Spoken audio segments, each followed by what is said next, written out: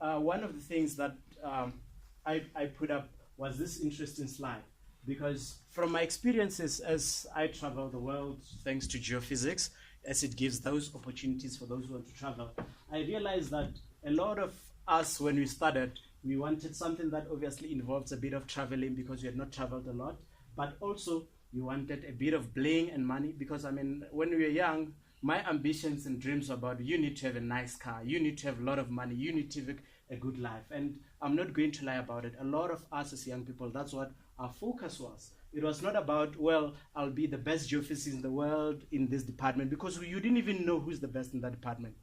Because when I studied, Google was not really fashionable. I mean, it only became fashionable when we were finishing at university. In the late 90s, early 2000s, it was still coming up. So I cannot say, we were so much informed about those decisions. But, a lot of people do it for different reasons. Others, they want to do it for the money. Others, because you can go party with the nice people. Because geophysics conferences, they go to very lovely locations. I'm not going to lie to you. I mean, that was amazing. Las Vegas, if you have not been there, you should do it. But yeah, let's leave it there. And this was one of my most adventurous trips ever. Maybe I should actually use that as part of the story. But anyway, I'll just let the cat out of the bag. This was one of the... I was going to look for samples in a village called Hajar Hadid in Chad. And I was on a motorbike in my shorts for 300 kilometers because we had wadis that we had to cross with the motorbikes about every 20, 30 Ks. So the guy said, are you going to take your jeans off every time we have to cross one? So he decided, anyway, take the bloody things off and let's have a ride, And this was, we were doing a TDM at Grote Geluk with Leon Engelbrecht. I'm sure, Edgar, you know him very well. So we worked with him. Yeah, so he was one of the guys that actually gave us the experience and the exposure, how to interpret the stuff. So it's part of that experience. And here was during my seismic data processing training in Egypt. So as part of the perks that we don't actually get locked in the office the whole day as others would be locked in the lab for the rest of their lives, I actually spent some time going through Cairo, and I had a good friend of mine, and we are still friends today, and he's planning to visit South Africa in the future. This was taken a few years ago. And this was in my first project that I actually had to acquire on my own. No, by the way, where I consult, I don't have a manager and I don't have a subordinate. It's just me. Someone comes to me and says, look, I need to acquire a project. I need good ideas from you. Where can you do it? So this was a data room. We have this thing we call data rooms. You basically go into an office, you have data on a screen, and in a space of within 2 to 3 days, you need to come with an investment decision on that project. And you have to go to a client and say, is it worth investing or it's not worth investing? But none of this would have happened if I did not obviously have a bit of experience working in different companies, meeting different people. So when I started working, my first project, there were small consulting projects that I did with Carlo Combrink. We did some EM magnetic project for Kumba. Then I went and did some gravity work for Rio Tinto as a consultant. And then after that, I joined PetroSA. Then after 2.5 years at PetroSA and the headaches I got, I decided to leave and go to Germany. So I was working in Germany for KMS Technologies. And then after KMS Technologies, one of my friends actually spoke to an entrepreneur in South Africa and said, hey, I have this young guy, he might have some great ideas, don't you want to work with him? So I came to South Africa for a holiday in 2010, and then on my way from Mozambique, I bumped into this guy and he said, dude, if you want to work with me, come to my office. And since then, I've been in South Africa. And I've been running the consulting firm for about 6 years. Right now, a lot of other opportunities followed after that.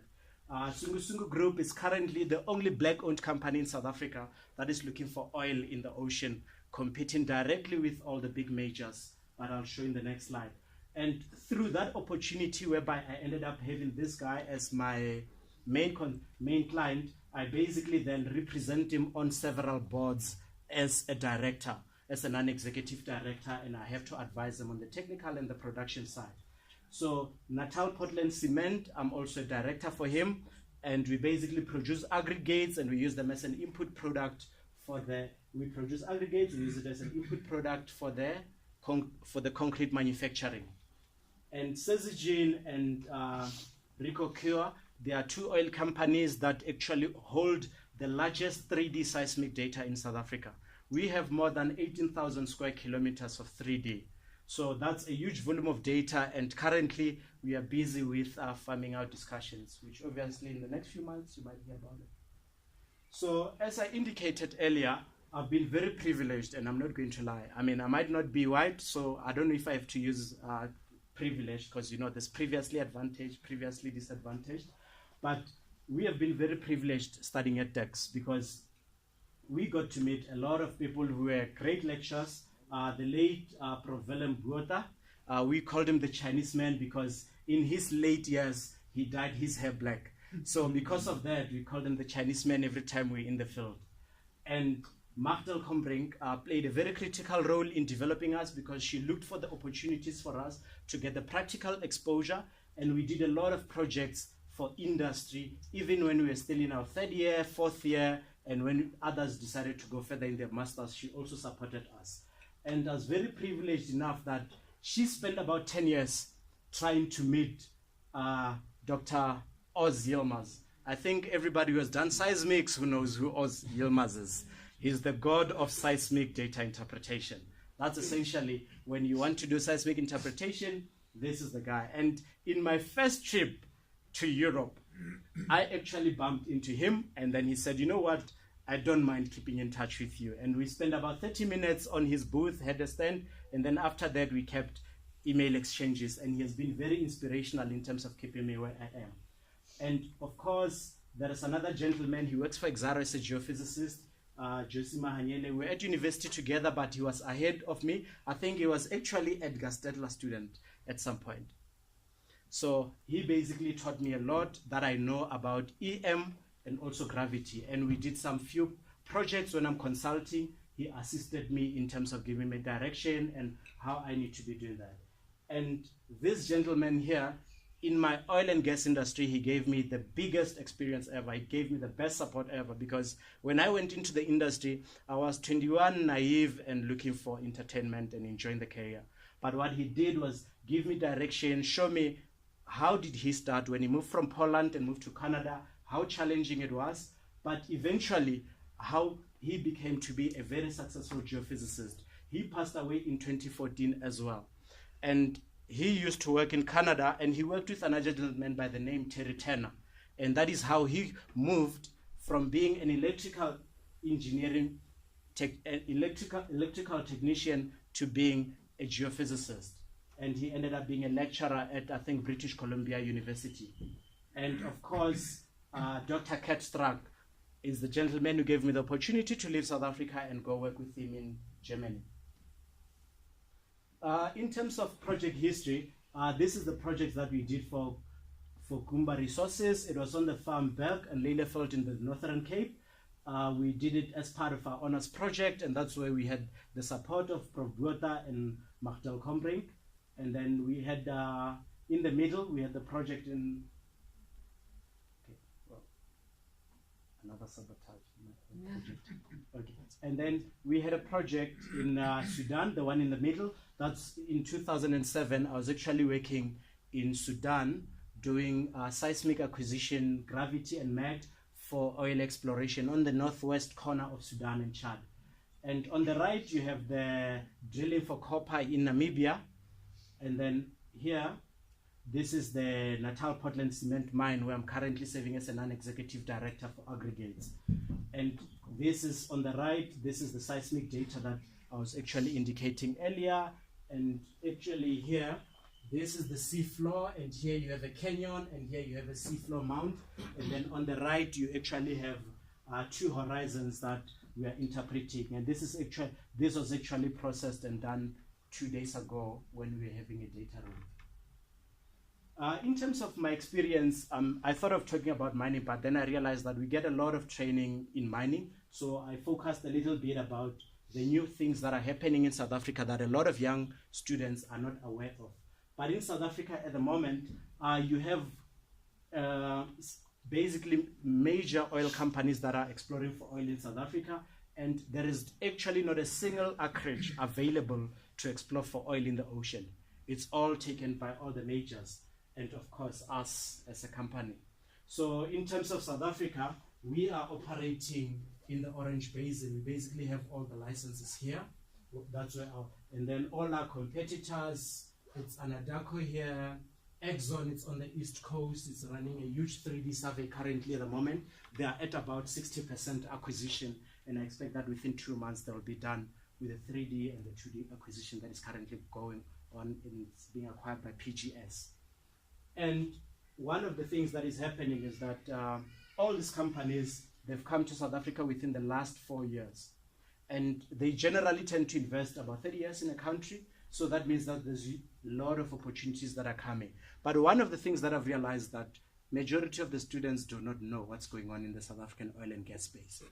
And when you don't know, how are you going to be able to get those opportunities, or how are you going to get the jobs within those companies if you don't know what is happening?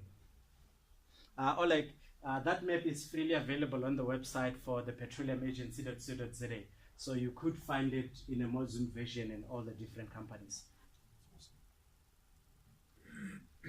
And in terms of the challenges, I think one of the biggest challenges that has stifled South Africa's growth in the last few years, it has been an unstable legislative environment, and mainly because of the challenges at the DMR as the biggest detractor, because we have legislation that has not been passed, and a lot of companies, they would rather invest somewhere else where a decision can be made in a month or 2 months rather than wait for a decision that takes 6 months. Like as an example, in terms of applying for a license and getting a license, it can take me 3 months in Namibia. In South Africa, if you're applying for an exploration right in Limpopo or Mpumalanga, if you get it within 2 years, you're lucky. You know, we apply and you can take about 2 years just to get an acceptance of your application. And then if you go to not so busy provinces like Eastern Cape, Western Cape, Northern Cape, yeah, within 2-3 months you'd be able to get feedback, and within a year you can even get your license. But as an investor, I'll not put up my money to wait for 2 years to know if my application is, that's how companies move money overseas instead of investing in South Africa. But hopefully things might change. Environmental management and global warming, I think these are some of the biggest worldwide challenges. It's not just South Africa, it's not unique to that. It's just a matter of how are you going to responsibly be operating in this environment, because managing some of these issues for a company that was not focused on environmental management and obviously maintaining a good environmental record, it's a new cost to your balance sheet. And every business, it's in the business of making money. So when you have all these new things that we need to take care of, it's how best can we do it, And in terms of electricity cost, Eskom has closed a few mining companies. And on top of that, Transnet has done exactly the same. We have a project we also are partners with Saint-Gobain. We produce gypsum, and then we process it to make boards for the door, for the ceilings, and we also make rhinolite cement. So it's all manufactured in Brakpan, and we also have another factory in Belleville, in Epping. So I also work there as well. But one of the challenges was that it's cheaper for us to get gypsum from Oman and take it to Brakpan than the gypsum that we are mining from our own mine in Bushman land and send it to Joburg by rail. So does that make economic sense? It doesn't. So those are some of the issues that we are grappling with, but we are hoping that we'll be able to solve in the current. So some of those issues have obviously led to low investment in South Africa. And also one of the biggest things that I've realized is that companies in South Africa don't invest in research. When I worked in Germany, our whole office, the only thing we were doing was research. Our head office in Houston, Texas was application. So whatever we have researched, it basically goes to the US for implementation and developing new product for the market and doing the surveys. But in South Africa, I do not know a lot of companies and graduates who they solely decide, well, there is this problem, I'm going to research it, I'm going to provide a solution, and I'm going to make money out of it. And some of the guys that I've met while I'm traveling and working in the US was Craig Beasley, Dr. John Castagna, who used to work for BP, who worked a lot on the AVO. And what he did was, as soon as he got the solution in academia, he actually used that to form companies and created new jobs, and he made himself lots of millions of dollars. And right now, I think he's still enjoying his millions. You know, and one of the other challenges that we don't often talk about, especially in the South African mining space, and it's now even going to be a big factor, it's land. Right? Because as part of the legislation, when you have applied for prospecting right, you need access to land, and as part of your experience, you need to then have land use agreement with a farmer or the tribal authority, and that is where most of the time, once the people know what their rights are, usually it takes the biggest problem because it's about money, or people just tell you that we don't want you here to mine. And I always tell people that as much as I'm pro-oil and I'm pro-mining, and we need to obviously work in a sustainable way, we need to realize that all these tech minerals we're talking about are from mining. You know, so if I'm totally going to say, look, I do not want mining, then how are we going to develop all these tech industries? And the biggest challenge is always nobody wants mining in their backyard, but they want all the products that mining has to provide, which is one of the challenges that as students, what type of projects can you do to provide solutions to having best environmental conditions to work? One of the new projects that I've been looking at was how do you actually create carbon neutral projects?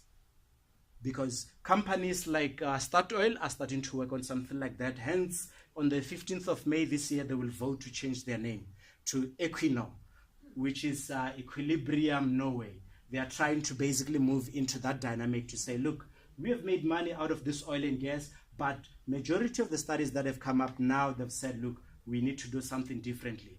And companies like BP and Shell, they're investing in solar, they're investing in wind, because they're looking at how do you balance that. So some of those opportunities, we need to look at them. But how many people are willing to say, look, I'm going to be a researcher and I'm going to find that solution?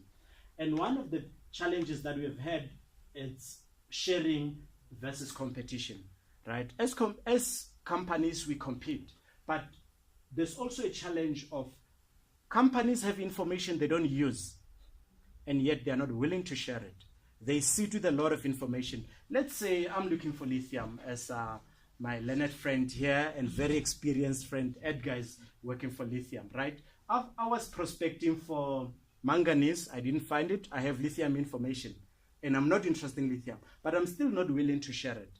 You know, what does that do? It basically disadvantages us because it sets us back in terms of production curve. If that information is made available, how quickly can those projects develop? So that mechanism of how that information is shared, it's not yet being addressed because a lot of information is not being disclosed and shared with Council for Geoscience. So some of those, it's what we need to work on because there's a disconnect between legislature, which is legislating what needs to be done with exploration information, and companies being compliant in terms of making that information available. And of course, there is one challenge that I do not know how many people have done field work and have never had equipment failure. You know, one of the things that I've accepted and I've always told myself is never stress when you're in the field. I mean, it's the most relaxed place you need to be. Even if there's crisis, you'll always find a solution. So equipment failure, it's like politicians. Those problems will always be there. So you need to embrace them, work with them, and make it and move forward. You know, some of the lessons that I've learned in my experience so far is that equipment failure in politics, embrace them, work with them, work around them. They will always be there. The biggest challenge that I've seen is people complaining about politicians. You know, we used to have our former president, Jacob Zuma, and a lot of people would complain about him. But actually, it's not even our biggest problem. The biggest problem in this country is Eskom. Okay, I just had a pin drop. Yes, the biggest problem in this country is Eskom. Eskom is more than 400 billion in debt. If they shut the lights down for just one day, what happens to this country? So the pocket money that guy took, yeah, it's a problem. But our biggest aspect is understanding the different aspects of South Africa to say, where are we actually losing money? Where, if we improve efficiencies, can we make this country better? Because if we do that, less factories will close. Smelters, they use electricity, lots of electricity. But if we let Eskom continue in its path, we're not going to go far. And one of the greatest lessons among all is that be humble. And the reason why I put this one here is because out of 8 billion people, there's only one Solomon Lepoto. I mean, I've not found out anyone with the same name as me. But what happens is that out of those 8 billion people, we all are contributing in a specific way. Everyone is contributing something. And if you can acknowledge and accept that everybody is going to contribute something, we'll make better teams. But at the same time, you'll also be challenged along the way. Because when you travel, you realize how insignificant you are. Especially when you're Edgar and you don't speak Arabic in some country. Then you realize, okay, actually I need other people to live. I can't do things my own way. And then you go to somewhere in West Africa, if you don't speak French, then you're in trouble. And that's the biggest reason why a lot of my young learner friends don't work in West Africa or Central Africa. Because when you don't speak the languages, you don't look at those countries as the first options to work in. Because you don't want the challenge. Luckily, I was very brave or crazy to look at countries that I've worked in. Because if I show you the map, you'll be thinking, how the hell were you choosing countries like Sudan, Chad, Egypt? And every time I went there was always a problem in the country. When we were in Sudan, we had 650 military people guarding us. And 14 of them died after a rebel attack. So that's some of the challenges that you kind of experience. And they humble you. They make you realize you are just this one small item in this big picture. And in terms of languages, the reason why you need to learn as many languages as you can is because you are able to sell to everyone. And she knows it. She can tell you all about it. I always tell her, if you don't speak my language, I choose when I have to be nice to you because I can communicate in your language. When I go to farms, what used to happen is that I would go and they speak Afrikaans. Luckily, I can Afrikaans spreker. So everything is cool, right? But if I want to exclude you, I can then speak my own language and not accommodate you in English. So one of the things that would happen is that by being able to speak as many languages as possible, you don't need to be fluent in any of them. You just need to be able to get your message across. Because I don't expect, Queen Elizabeth to speak Sepedi like I do, but it's part of the experience. But at the same time, you are able to communicate with your clients. You are able to sell more. Because if you speak different languages, you can sell to more people. But if you speak only your own, then you are restricting yourself and your market, And one of the things that needs to be here, and please pass it to Sue, how are you going to teach our young people financial education? Because we don't have it in our programs, but yet we are going to make Oleg our manager. And we expect him to manage the budget. Good luck. You need people to understand finance, because when they understand finance, they're going to manage the business better.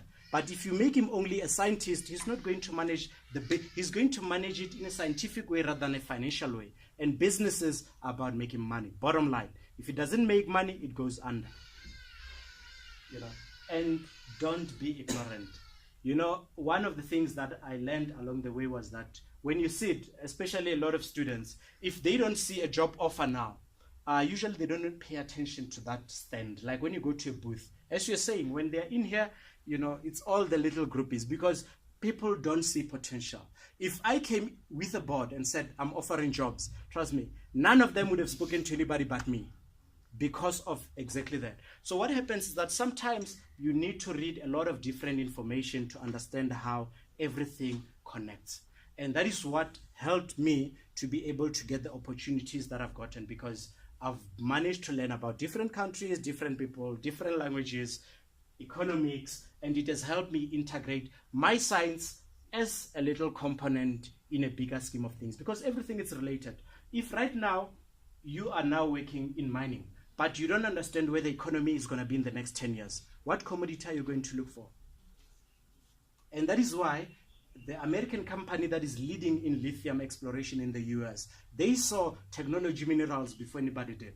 So they tied up the good areas, and then when everybody now is talking about we need lithium, they already have the good assets, you see. So it's those type of things, because you can see where the economics are going, Just like farming, you must be a geophysicist and be a farmer. When all these people in the city demand food, none of them are farming. Someone else needs to go farm for them. Even those who are scared that the land is going to be taken, right? And one of the other things, guys, the reason why I've made a comment about my wife here earlier was because as much as I think I knew what I'm doing when I was starting to prepare the presentation and I was learning, I realized that every time I teach someone, every time I share what I think I know, I always come back and become the guy who's actually learning more. Because most of the time when you say you're teaching something, you realize, but this aspect, actually I didn't understand it very well. And someone else brings their perspective. So it always improves my understanding when I share some of my experiences. And If anybody is scared and worried about racism, they are wasting their time. Racism has always been here. Racism, it's like, everyone's drunk uncle. Who doesn't have a drunk uncle at home? Well, you don't know them. Maybe there's another step uncle still coming. But what is actually happening is that a lot of racism that people talk about is because it comes from the ignorance. It comes from the arrogance. But once you learn how to work with people, the relationships improve. I've had a farmer in Limpopo who said, look, I'll kill you and I'll feed you to lions, right? And when I was writing my public consultation, I said, this is what this manure has said. And I put it in my report and I submitted it, and I went back to my client and said, this is the report, this is what I've submitted, right? Within 2 weeks after the report was submitted, he received a call he didn't like to hear. And then he called me and said, I'll even teach you farming if you want it. Why? Because of that aspect. If he understood the different aspects of legislation and how we need to try and coexist. Because remember, the onions he produces on his farm needs to end up at steer, someone needs to buy them. But those people, they need mining, they need oil and gas industry to create high-paying jobs for them to afford the bloody beggars. So we need to kind of have an understanding of where does each business fit. And that's what I actually call holism. And to sum it up, science is a great field. I think it's very nice that people are learning science. A lot of things are related to science in one way or the other.